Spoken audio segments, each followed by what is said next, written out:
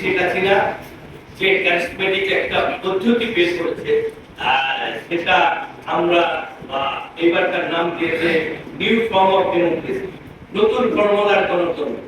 এখানে কেমন একটা খেলা থাকে, ভাইয়ে ভাইয়ে খেলা, আত্মীয় আত্মীয় খেলা, নিজেদের মধ্যে খেলা। এখানে জননেত্রী শেখ হাসিনা হারার কিছু ছিল।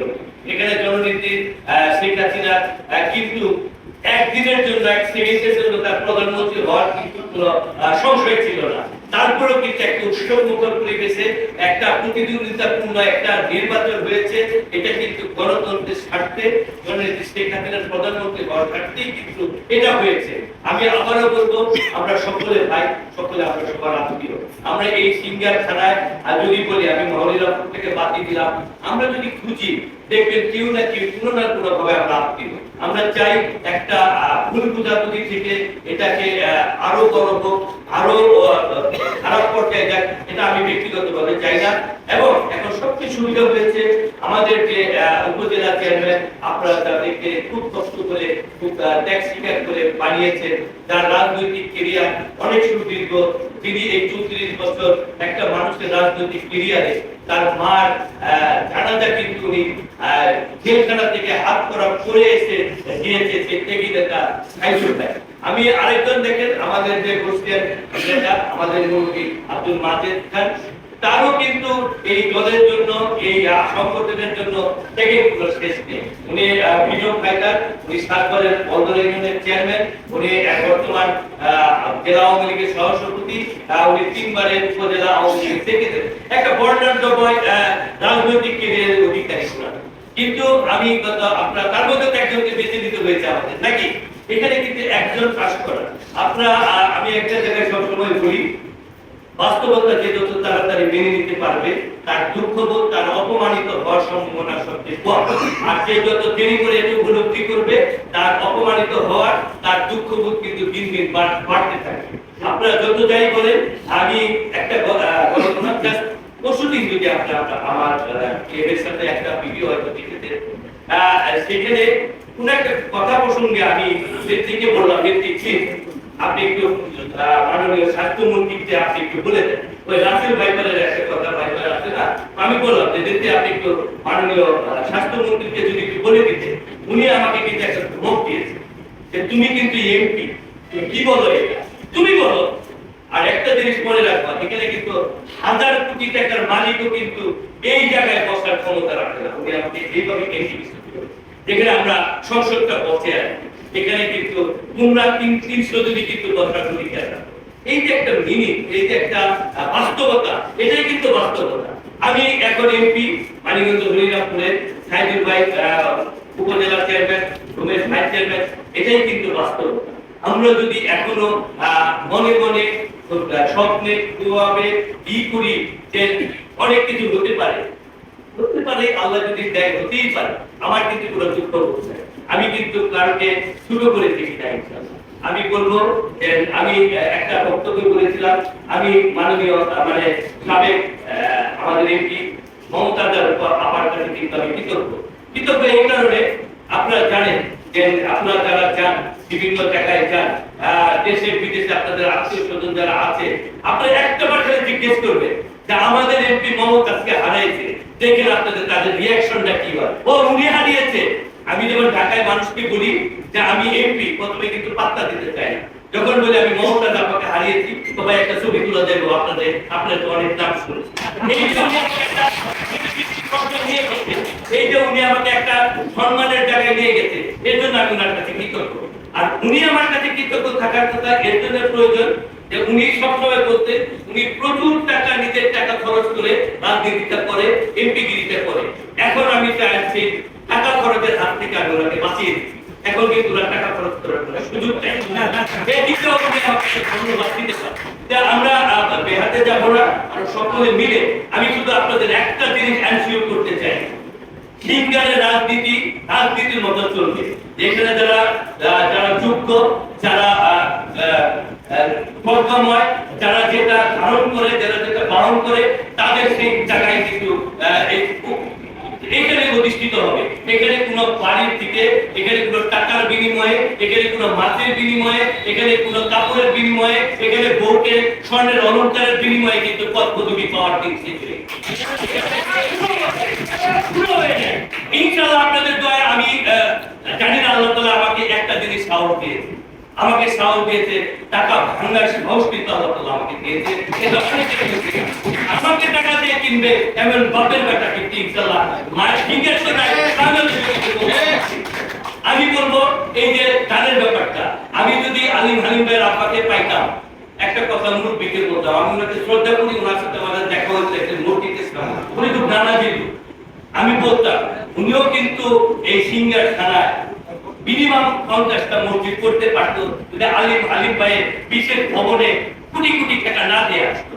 ওই টাকাটা যদি মসজিদ করতো তাহলে কিন্তু আমার কাছাকাছি মসজিদ বাড়াইতে পারতেন। আপনারা কেন চিন্তা করে একটা বিশেষ বাড়িতে দেয় কোটি কোটি টাকা দিয়ে আমরা সবাই সকলে জানি। ইনশাআল্লাহ আপনারা সেই অভিশাপ থেকে মুক্ত হবে।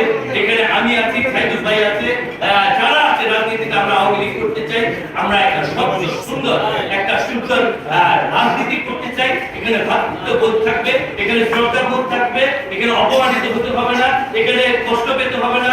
আমি আপনাকে একটা জিনিস বলি, আপনাদের আমি মানুষকে সম্মান দিতে পছন্দ করি, আমি শ্রদ্ধা করতে পছন্দ করি।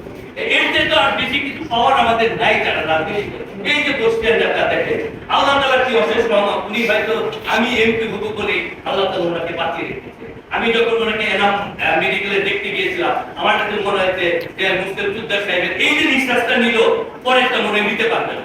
ওরা যে অবস্থা আমি দেখেছি, দেখেন আল্লাহ তাআলার কি অশেষ কুদরত। উনি কিন্তু ওনার বউ আমাকে বলেছিলেন উনি যে ভাই উনার শুধু একটাই স্বপ্ন আপনাকে এমপি হিসাবে দেখা, হয়তো সেই আল্লাহ কিন্তু আজকে মনটা করে গেছে। টিপু ভাই আছে, আমি কাউকে দোষ দিব না, আমার অনেক এত বড় একটা নির্বাচন, আমি আসলে টিপু ভাইকে গত পরশুদিন দেখি, আমি সত্যি আমি পরশুদিন চিনছি, কিন্তু সত্যি কথা এটা বাস্তবতা। আমি কোনো একটা ভোটই চাই উনি আপনি কেন ভোট দিবেন? আমি ভাইকে বিশ্বাস করেন, উনি আমাদের ফ্যামিলি টুটুল ভাইয়ের সৃষ্টি এবং টুটুল ভাইয়ের সাথে খুব ঘনিষ্ঠ সম্পর্ক।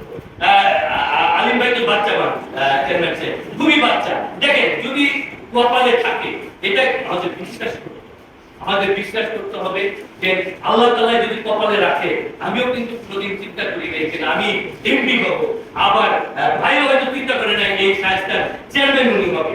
আল্লাহ তাআলা এমনি রেখেছে, আল্লাহ এটি কিন্তু বাস্তবতা।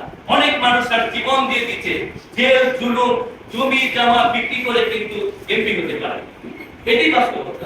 আমরা সকলে বাস্তবতা মেনে সামনের 23 তারিখ আমি আপনাদের কাছে বড়জোরে রিকোয়েস্ট করছি, মতামত ভেদাভেদ ভুলে গিয়ে আমরা এখন থেকে, আমার কষ্ট লাগছে, আমি এটা আমাদের জন্য খুব অশনি সংকেত। আপনারা যারা মহামুরব্বী আছেন, রাজনৈতিকভাবে সচেতন আছেন, আমাদেরকে ধমক দিবেন, আমাদেরকে বুঝাবে। আমি এমপি হই, ও চেয়ারম্যান হোক, তো উপজেলা জেলার সদস্য হোক, যে যাই হোক, আমরা যত বড় পদে থাকি না কিন্তু আমরা কিন্তু আপনাদের সন্তান, আপনারা আমাদেরকে শাসন করার ক্ষমতা রাখেন, সেই অধিকার আমি আপনাদেরকে দিয়েছিলাম। আমরা যদি ভুল পথে চলি, আমরা যদি অন্যায় পথে চলি, আপনারা আমাদেরকে অবশ্যই দিক নির্দেশনা দিবেন এবং আমরা সেটা মেনে নেব। আরেকটি স্কুলের কথা এসেছে, আমি প্রথম ভাবতাম এই শায়েস্তা স্কুলটা বলি সঙ্গীত বিদ্যালয়, কারণ এই বিদ্যালয়ের সভাপতি হয়েছে মমতাজ বেগম। কেন হয়েছিল আমি ঠিক জানি, আমি জানি না। তাদের স্কুল হইলে হয়তো উনি গান গাইতো, সভাপতি হইতেই পারতো, এটা কোনো অসুবিধা নেই। আমাকে কেন হইতে হবে? আল্লাহ তাআলা আমাকে এমপি বানিয়েছে, আমাকে কি দরবার স্কুলের সভাপতি হইতে হবে? আমার কি সব লাগবে? আর না দেশের কি যোগ্য মানুষ নাই বলে? আমরা কেন এই কাজটা ভুলের মধ্যে যাই? এটা কিন্তু উনি করেন, আমি একদম কষ্ট করে বলি, এটা কিন্তু উনি করেন, উনি হইতেও চায় না, উনি হয়তো জানেও না। আমাদের মতো কিছু প্রতিষ্ঠান বা লোকজন আমরা তাদেরকে তার পরিণতিতে আপনাদের সন্তানরা কিন্তু এবার বহু ফেল করেছে, 24 নম্বর হয়েছে। এটা হইতে পারে একটা সভাপতির কিন্তু অনেক দায়িত্ব আছে, অনেক রেসপন্সিবিলিটি আছে। আমি ভাইকে ধন্যবাদ জানাই, উনি একটা খুব ভালো কথা বলেছেন। স্কুল একটা শিক্ষা প্রতিষ্ঠান, এখানে আওয়ামী লীগের লোক বসতে হবে, এখানে বিএনপি লোক বসতে হবে, এখানে বিএনপি লোক আসা যাবে না, জামাত, এটা আমি বিশ্বাস করি না। যাকে দ্বারা আপনাদের এই স্কুলটা পড়ালেখার মান উন্নয়ন হবে, পড়ালেখার উন্নতি হবে, রেসপন্সিবিলিটি লোক আপনারা বের করে আমরা সকলে মিলে এই স্কুলটার মঙ্গল চাই। আমরা চাই না, আমাকে অনেকেই বলে সাহিত্য স্কুলের অনেক সম্পদ, অনেক সয় সম্পত্তি, আপনি তাতে কি হয়েছে? সভাপতি হলে সয় সম্পত্তিটা কি করবে এটা আমি বুঝলাম। আপনারা বিশ্বাস করেন, আমি এই এমপি হওয়ার আগে আমি 16 বছর ধরে কবি নজরুল বিশ্ববিদ্যালয়ের সভাপতি। আপনারা যাই দেখেন, আমি এই 16 বছরে কম করে হলো মিনিমাম মনে হয় 1 কোটি টাকা খালি আমি এই সভাপতি হওয়ার পর দান করেছি। এখানে পাওয়ার কি আছে আমি এটা জানি। তা আমাদের সেই মেন্টালিটির লোক তৈরি করে আমরা চাই এই শিক্ষা প্রতিষ্ঠান রাজনীতিক একটা জিনিস, শিক্ষা প্রতিষ্ঠান এক জিনিস। আমি আবারও বলি, আমি একটা পলিসি নিয়েছি, অনেক কাজ হয়েছে, তারপরেও বলি আপনাদের সাথে এবার বেসা হয় না। আমি নিয়েছি চেয়ারম্যানদের উন্নয়ন, চেয়ারম্যানদের তাদের মতো তারা দিবে, তাদেরটা আলাদা। আপনারা যারা রাজনীতি করেন, আপনাদের বিভিন্ন প্রান্তিক পর্যায়ে যেতে হয়, আপনাদের রেসপন্সিবিলিটি আছে, আপনাদের কমিটমেন্ট আছে। আমরা ইনশাআল্লাহ, আমি সাহিত্য ভাই যারা আছে, যারা আওয়ামী লীগের সাথে ভাইরা আছে, আমরা বসে যেটা কর্মীদের মান সম্মান কিভাবে রাখে, তারা কিভাবে কমিটমেন্ট বাস্তবায়ন করবে, একটা রাস্তা আপনার কাছে চাইতেই পারে, একটা এই স্কুলের একটা ভবন চাইতেই পারে। আপনারা সেটা সমন্বয় করে আমার উপর বিশ্বাস রাখে, আপনারা এটার একটা সুন্দর সমন্বয় করে আমরা সামনের পথ করবো। আমারও বিশ্বাস আছে, আমার পক্ষ থেকে, মানিকগঞ্জ জেলা আওয়ামী লীগের পক্ষ থেকে, হাইস্টা ইউনিয়নের আওয়ামী লীগের পক্ষ থেকে, ভাইয়ের পক্ষ থেকে আপনাদের সকলকে 23 তারিখ বিকাল 4টায় সিনিয়র মাঠে উপস্থিত থাকার জন্য সবিনয় নিবেদন করলাম। আপনারা যদি সকলে মিলে মিশে একটা সুন্দর বর্ণাঢ্য একটা চান, আমরা খুশি হব ইনশাআল্লাহ। আমরা চাই আমাদের কেউ কাউকে দেখে যেন মাথা নিতে না হয়, আমরা যেন বুকে জড়াই ধরি, আমরা যেন একসাথে আড্ডা মারি, একসাথে গল্প করি, একসাথেই আসবে। আর আমি যেটা বলতে চেয়েছিলাম, চেয়ারম্যান ইলেকশন কিন্তু 2.5 বছর পর, এটা আমি কেন বুঝি না, অনেক ইউনিয়নে কিন্তু চেয়ারম্যান ইলেকশনের জন্য এখন থেকে একটা বিভেদ তৈরি হওয়ার চেষ্টা করছে। আমি বলবো 2.5 বছর আপনার 5 ব্যক্তি বাঁচবেন না, এটা আল্লাহ তাআলা এটা। আমরা এখন সম্মিলিত ভাবে আমরা চলি, জননেত্রী শেখ হাসিনা যে রাস্তায় গিয়েছে, ভোট কিন্তু প্রিপেয়ারিং হবে। এখানে আমার এমপি হিসেবে করার কিছু থাকবে না, সাইদুর ভাই করার কিছু থাকবে না। আমি যদি একজনকে দাঁড়া করাই, সে অটোমেটিক্যালি পাস হয়ে যাবে। সেই দিন কিন্তু জননেত্রী শেখ হাসিনা গত 7 জানুয়ারি শেষ করে দিয়েছে। এটা প্রমাণ আপনারা জানেন। অনেক বড় বড় নেতা কর্মী কিন্তু গত 7 তারিখে ফেল করেছে, আপনারা জানেন। 62 জন রানিং এমপি মন্ত্রী কিন্তু ফেল করেছে। তারা কিন্তু ক্ষমতা অনেক বেশি ছিল, কিন্তু জননেত্রী শেখ হাসিনার দৃঢ়তায়, গণতন্ত্রকে রক্ষার সংগ্রামে উনি কিন্তু জয়ী হয়েছে। আমরা ইনশাআল্লাহ যারা নির্বাচন করবেন সকলের জন্য পথ উন্মুক্ত। আমি এমপি হিসেবে বলে গেলাম, যে যেভাবে ইচ্ছা জনগণের কাছে যান, জনগণের উপকার করেন, জনগণ যাকে ভোট দেবে আগামী চেয়ারম্যান সেই হবে। এটাই জয় বাংলা, জয়।